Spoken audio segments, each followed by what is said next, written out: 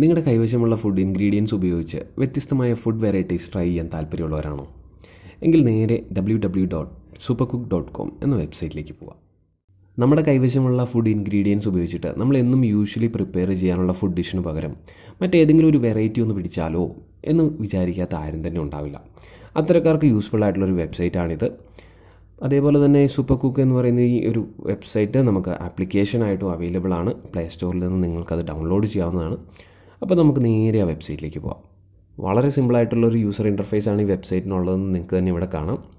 ഇവിടെ ലെഫ്റ്റ് സൈഡിൽ ഒരു വളരെ ലെങ്തി ആയിട്ടുള്ളൊരു പാനൽ കാണാം. അവിടെ നമുക്ക് നമ്മുടെ കൈവശമുള്ള ഇൻഗ്രീഡിയൻസ് ഏതൊക്കെയാണോ അതെല്ലാം ഇൻഡിവിജ്വലി ലിസ്റ്റ് ചെയ്യാവുന്ന ഒരു ഓപ്ഷനുണ്ട്. അപ്പോൾ നമ്മുടെ കയ്യിൽ അവൈലബിൾ ആയിട്ടുള്ള വെജിറ്റബിൾസ് ഏതൊക്കെയാണ്, സ്പൈസസ് ഏതൊക്കെയാണ്, ഡയറി പ്രൊഡക്ട്സ് ഏതൊക്കെയാണ്, അതേപോലെ തന്നെ ഫ്രൂട്ട്സ് ഉണ്ടോ എന്നിങ്ങനെയുള്ള കാര്യങ്ങളെല്ലാം നമുക്ക് അവിടെ സൈഡിലുണ്ട്.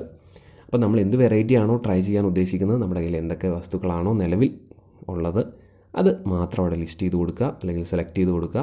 വളരെ സിമ്പിളായിട്ടുള്ളൊരു പ്രോസസ്സാണ്. ഒരു ഉദാഹരണത്തിനായിട്ട് ഞാനിവിടെ എൻ്റെ കയ്യിൽ അവൈലബിൾ ആയിട്ടുള്ള ഒരു 3 ഇൻഗ്രീഡിയൻസ് ഇവിടെ ലിസ്റ്റ് ചെയ്യാം.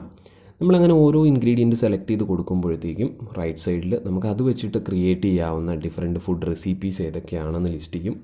അതെല്ലാം മറ്റ് എക്സ്റ്റേണൽ വെബ്സൈറ്റ്സ് ആയിട്ട് ലിങ്ക്ഡ് ആണ്. അതായത് നമ്മൾ ചൂസ് ചെയ്യുന്ന ഇൻഗ്രീഡിയൻസ് ഏതൊക്കെയാണോ അതിനെ മാച്ച് ചെയ്യുന്ന ഫുഡ് റെസിപ്റ്റ്സ് ആണ് അവിടെ ലിസ്റ്റ് ചെയ്യപ്പെടുക. അപ്പോൾ നമുക്ക് ആവശ്യമുള്ളത് ഏതാണോ അത് ജസ്റ്റ് ഒന്ന് സെലക്ട് ചെയ്യുക. ഉദാഹരണത്തിനായിട്ട് ഞാൻ ഇവിടെ ഒരെണ്ണം സെലക്ട് ചെയ്തിട്ടുണ്ട്. അപ്പോൾ അതിന് അവൈലബിൾ ആയിട്ടുള്ള അല്ലെങ്കിൽ എത്രത്തോളം ക്വാണ്ടിറ്റീസ് നമുക്ക് ആവശ്യമാണ്, അത് വെച്ചിട്ട് എന്ത് ഡിഷ് അത് ഏത് രീതിയിൽ ഉണ്ടാക്കണം എന്നുള്ളതെല്ലാം നമുക്കവിടെ അവൈലബിൾ ആണ്.